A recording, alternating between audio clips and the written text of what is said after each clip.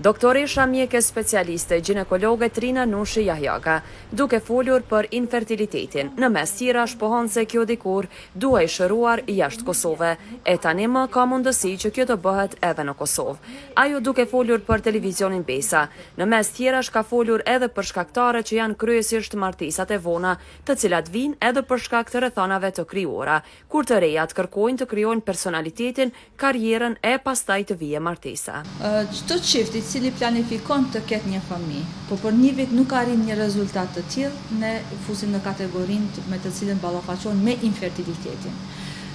Zakonisht shkaktarët janë të shumtë, si nga ana e mashkullit, ashtu edhe nga ana e femrës, por edhe një pjesë është prej shkaktarëve për të cilët ne nuk i dimë. Për atë sa i përket përqindjes, apo mund të themi domethënë çka mund të ndikojë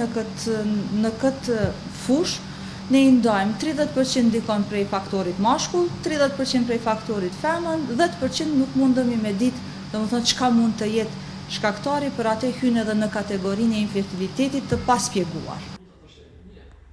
Ajo gjithashtu njoftoi edhe për pacientët se te kush duhet të kërkohet ndihma, kurse ajo nuk harroi të akceptoj e të veçoj edhe faktin se mosha 30 deri në 35 vjeçare, nëse pas një viti martese nuk mund të ketë shtatzani, duhet të kërkohet ndihma e ginekologut profesional. Po meqense sot martesat janë të shtyera, do të thotë derisa para 20 viteve martesa kryesisht kanë ndodhur mes moshës 20 deri në moshën 25 vjeçare, sot martesat kryesisht ndodhin mes moshës 30-35. Me shtyrjen e martesës, do të thotë rritet edhe shkalla e infertilitetit, sidomos kur kemi të bëjmë me faktorin femër, e cila ka një orë biologjike të caktuar ku edhe lun rol në arritjen e shtatzanisë. Sot më rëndësi është karriera, do të thotë shkollimi, arritja, realizimi i ambicijeve të gjinisë femrore sidomos, por edhe shtyrja e martesës, po edhe vitet ginekologjike shtyhen do të thotë në mbi moshën 30, kohëve të fundit vit 35. Nuk është shkaktari kryesor, do të thotë po është një prej shkaktarëve, se normal çiftin e forgon si faktori mashkull, ashtu edhe faktori femër, po në njëjtën kohë do të thotë edhe prej faktorit mashkull gjithashtu lun rol stili i jetës, forma, bashkëtesa, shumica e çifteve ballafaqohen me jetë të ndarë, derisa gruaja rrin për shembull në Kosovë, burri duhet detyrohet të shkojë të punojë jashtë vendit, ku edhe me mujtë të tanë ndoshta nuk vjen deri te takimi mes çiftit, për atë edhe rritet edhe shkalla e infertilitetit, po edhe pamundësia arritjes së një shtatzanie spontane. Nga mosha 35 deri në 40 vjeçare duhet, po aq sa pas 6 muajve nëse nuk arrihet shtatzania, të kërkohet ndihma e mjekut. Kurse mbi 40 vjeç, atëherë ajo ndihmë duhet të kërkohet menjëherë. Zakonisht e kategorizojmë sipas moshës së gruas. Do të thotë deri në moshën 30 vjeçare, nëse për një vjet nuk arrin të ketë do të thotë një shtatzani në mënyrë natyrale, duhet të lajmërohet te ginekologu. Për moshën për femnat të cilët janë prej moshës 30 deri në moshën 35 vjeçare,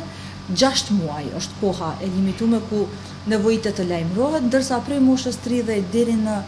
moshën 35 deri në moshën 40 vjeçare, diku deri në 3 muaj, ndërsa mbi moshën 40 vjeçare, si të martohen duhet të lajmërohen te ginekologu, do të thotë i fushës së caktuar për infertilitet, për të parë në si qëndron gjendja e tyre rreth organeve reproduktive. Pastaj ajo shpjegon edhe rritjen që duhet të ketë për të shtyer suksese dhe porositë me kontaktet me ginekologët profesional, për të pasur shtyni duhet të konsultohen e të kërkohet trajtim sa më herët që është e mundur. Duhet të jetë ginekologu i cili ka një përvojë të punës, domethënë në fushën e infertilitetit, së paku 5 vite, gjithashtu të ketë një trajnim mbi 6 muaj jashtë vendit në një qendër të specializuar ku ka arritur të marrë edukimin e vazhdueshëm, do të thotë rreth subspecializimit dhe problemeve. Çmimi kryesisht është arritja e një rezultati pozitiv, do të thotë të çiftit, ku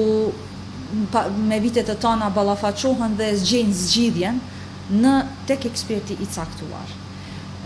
Ka raste ku kemi mbas shumë viteve, do të thotë shumica kanë kërkuar edhe zgjidhje jashtë vendit, sot nuk ka nevojë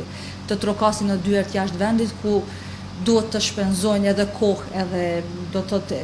qoftë edhe materialisht të dëmtohen çiftet. Sot Kosova i plotson këto kushte me qendra të caktuara të specializuara ku mirën me problemet e infertilitetit. Edhe Kosova ka arritur, do të thotë ka arritur në pikën ku mund të themi se ballafaqohemi me ekspertët ndërkombëtar. Kemi qendra të caktuara, kemi spitale të specializuara në fushën e infertilitetit, po zgjidhja është shumë e rëndësishme të trokasin në dyert e duhura për të arritur zgjidhjen e duhur. Ajo po kështu ka mesazhin e saj se vetëm trajtimi profesional ka sukses optimal. Është shumë e rëndësishme kur dëshirojnë të kenë një fëmijë, por nuk e arrin atë zgjidhje, të lajmërohen tek ekspertët e caktuar. Dhe është një mesazh me një kapitull të Është një mesazh se zakonisht ballafaqohemi në momente shumë të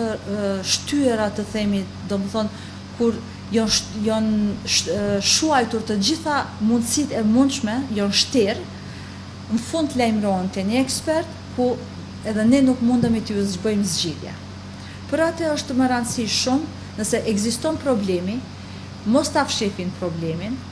të kërkojnë zgjidhje dhe të lajmërohen në mënyrë të hapur sadopak të kenë informata të caktuara, gjithashtu edhe të orientohen në zgjidhje të caktuara. Faleminderit.